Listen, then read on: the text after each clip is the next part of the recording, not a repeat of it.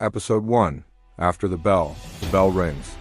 Chairs scrape against the floor as students rush into the hallway, relieved to escape another long afternoon. Lise Anderson stays seated. Lise is known throughout the school as the quiet genius. Top of the class, always prepared, always composed. Teachers admire him. Students rarely approach him. He prefers the back row, where he can observe without being observed. It has always been safer that way. He closes his notebook slowly, waiting for the room to empty. Today, he is not invisible. A troubled classmate walks toward him. His name is Ashton Leway. Ashton is everything Lise is not. Confident, popular, loud without trying. He carries himself like someone who has never been ignored.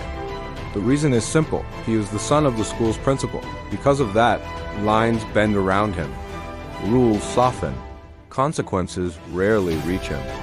Ashton has a habit of picking on Louise. Not violently, not cruelly enough to raise alarms.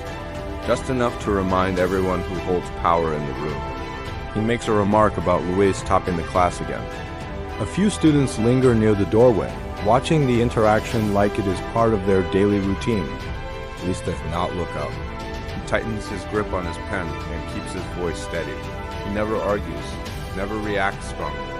He has learned that silence often ends things faster than confrontation. Ashton leans casually against the desk, continuing his comments about perfection and how some people actually have lives outside of books. Laughter echoes faintly from the hallway. Lise stays quiet, and that quiet unsettles Ashton. Because Ashton is used to reactions, to fear, to admiration, to rivalry. But Lise offers him none of that. Ashton is not angry. He is frustrated. Lise never competes with him, never challenges him, never seeks attention. He simply exists, and somehow that existence feels like a threat. After school, Lise walks home alone. He follows the same path every afternoon. Routine gives him comfort. Predictability makes the world manageable. Eventually, he reaches a small restaurant tucked between two older buildings. He pushes the door open. A soft bell chimes gently above him. Inside, the world feels different, quieter, warmer. The person behind the counter notices him immediately. His name is Daniel Reyes. Daniel works part-time at the restaurant while studying culinary arts at a nearby college. Unlike most people at school, Daniel is patient, observant, the type of person who remembers small details, favorite orders, preferred seats, subtle shifts in expression. Lise has been coming here for months. Always the same table by the window. Always the same order. Daniel prepares it without asking. Lise feels his shoulders loosen as he sits down. For the first time all day, the tension in his chest fades. Daniel notices the exhaustion in Lise's posture, but does not push for explanations. During his break, he sits nearby. Close enough for conversation, far enough to respect boundaries. Their conversations are simple, classes, weather, small everyday thoughts. But with Daniel, Lise does not feel measured against grades or expectations. He feels seen as a person. Across town, Ashton drives home.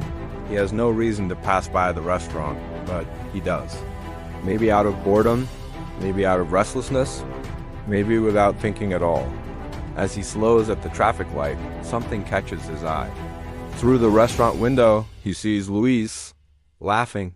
It is not the restrained smile he gives teachers, not the guarded expression he wears in class. It is genuine, and he is not alone.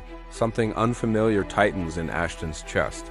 It is not anger, it is not rivalry. It is something deeper, something harder to name. Lise never looks that relaxed at school. And for the first time, Ashton is not thinking about grades. He's not thinking about being better.